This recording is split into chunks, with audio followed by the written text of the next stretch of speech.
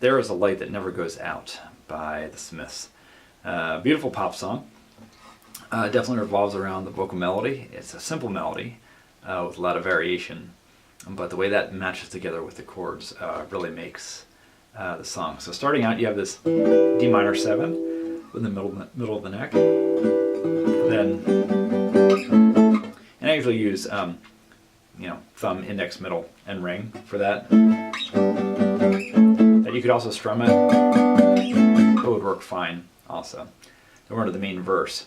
And the verse really goes between this bass line between A minor and G, F to C to G, like that. And it can be hard keeping track as you're playing this melody up above that has a lot of variation between the A minor and the G. So I might suggest working on the melody itself first, and the melody above first, and then adding your bass line to it.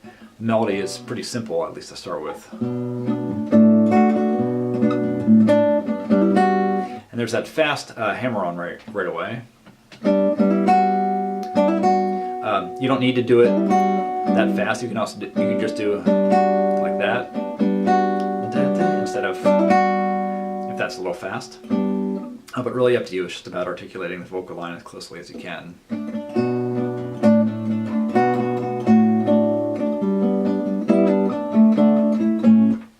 And after the vocal line is done, there's a lot of kind of fills, kind of just picking through the chords that I've notated exactly, but it's not necessary to follow that exactly if you like something better.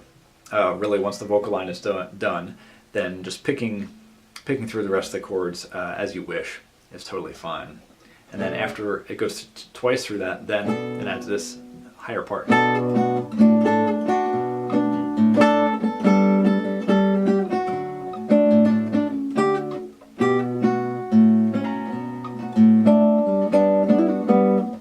Same with that little fast little fill there with the hammer on and pull off. That you can also just do, or something like that. You can just do it slow like that. It's totally fine too. And turn around. Then it basically repeats the whole thing again. There's a mild variation in the vocal line. I won't go through that now. That's all in the tab and in the vocal, the original melody like that. Basically the same thing. Then it ends. Just again back to the D minor 7, and we're into the chorus. So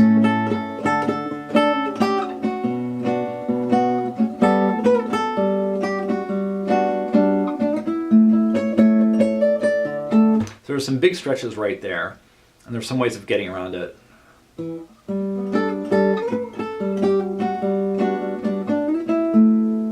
can just do a single note here.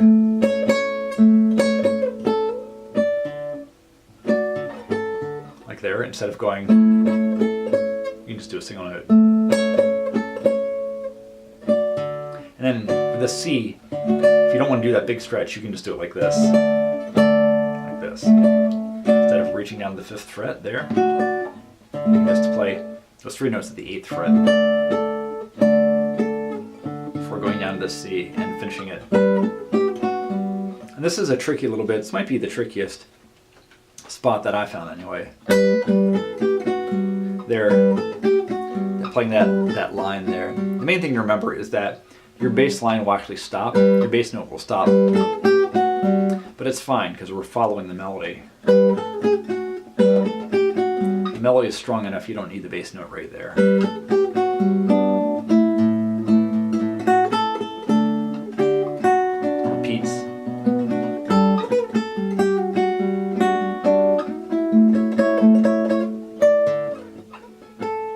Again there, instead of doing that you can just go,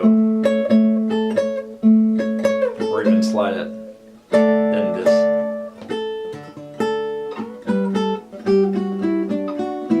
And there you can do some pull-offs, or you can just pick through it. Or like that, however you prefer.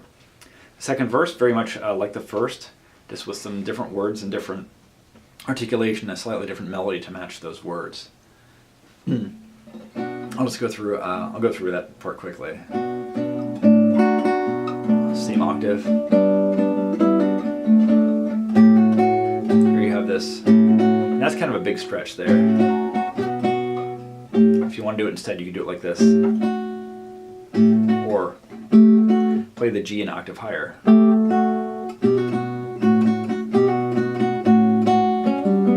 And picking through it. Now you have this very definite melody. Dark and an overpass, dark and underpass, right.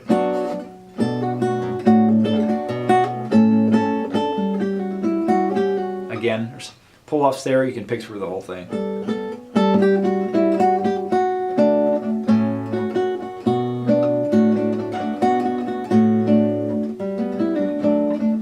Okay, then we're in the second half of the verse, and here, in the original recording, there's some strings that kind of do this ascending pattern. Kind of like this. Kind of like that. So I'm kind of echoing that a little bit here. It's a little bit of a variation.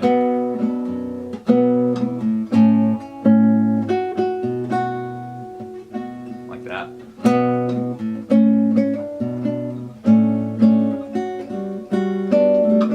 Something like that.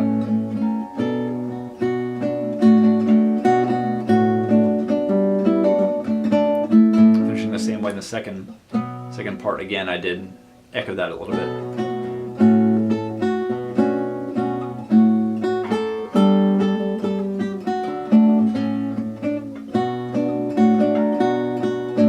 Like that.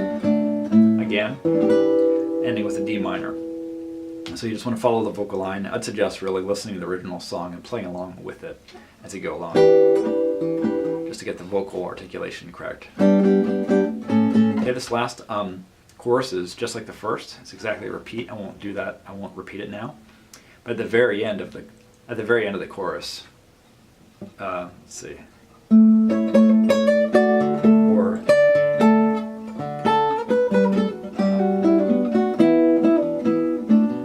Where it repeats the title song. There is a light and it never goes out.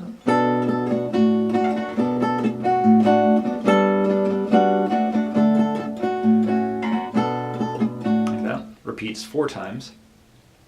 And then it repeats again and it brings back some of that ascending feel.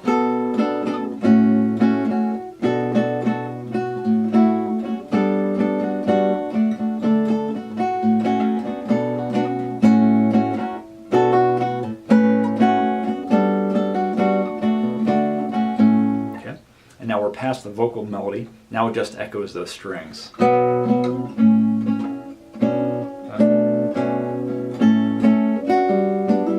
filling. And now, again.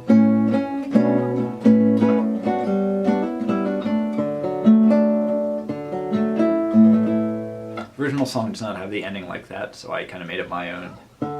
It just fades out, ending on the major G.